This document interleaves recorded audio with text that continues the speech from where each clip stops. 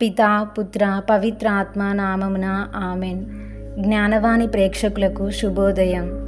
ఈనాడు మన సత్య తిరుసభ పునీత బెనడిక్ట్ గారిని స్మరిస్తుంది. కావున వారి జీవిత చరిత్రను తెలుసుకొని కొంతసేపు ధ్యానించుదాం. దేవునితో విశ్రమించు ఏ వ్యక్తి అయినను తన పనుల నుండి విశ్రాంతిని పొందును. హెబ్రీలకు రాయబడిన లేఖ 4వ అధ్యాయం 10వ వచనము పునీత బెనడిక్ట్ గారికి చాలా చక్కగా వర్తిస్తుంది. వీరి సుగుణాలు విధేయత, దైవ సేవ, పేదరికం.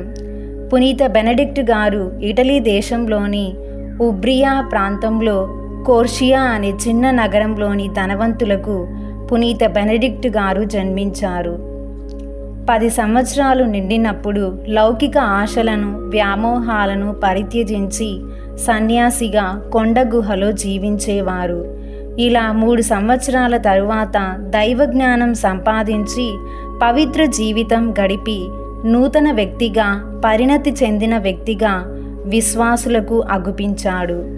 అద్భుతాల ద్వారా ఆత్మలను సన్మార్గంలో నడిపించే ఈయన సామర్థ్యం అనేక యువకులను ఆకర్షించింది. చాలామంది ఇతని శిష్యులయ్యారు. 12 మతాలను స్థాపించి 12 మందిని మఠాధిపతులుగా నియమించారు. పునీత బెనడిక్టు యువకుల కోసం మత పాఠశాలలు స్థాపించారు. రోము నుండి ఈ పాఠశాలలో చదివే వారి సంఖ్య చాలా ఎక్కువ అయింది. అందువల్ల పొరుగున ఉన్న మతస్థులలో తరచుగా గొడవలు జరుగుచుండేవి. కొంతమంది ఉదార స్వభావులు ఆర్థిక సహాయంను అందించారు. మరింత ధనాన్ని ప్లాసిడుసు ఇచ్చారు. ఈ ధనముతో మఠ సంస్థలను, పాఠశాలలను నడిపించేవారు. 28 సంవత్సరాలు సుబియాకోలో గడిపి 529వ సంవత్సరంలో క్యాసినో ప్రాంతానికి వెళ్ళారు.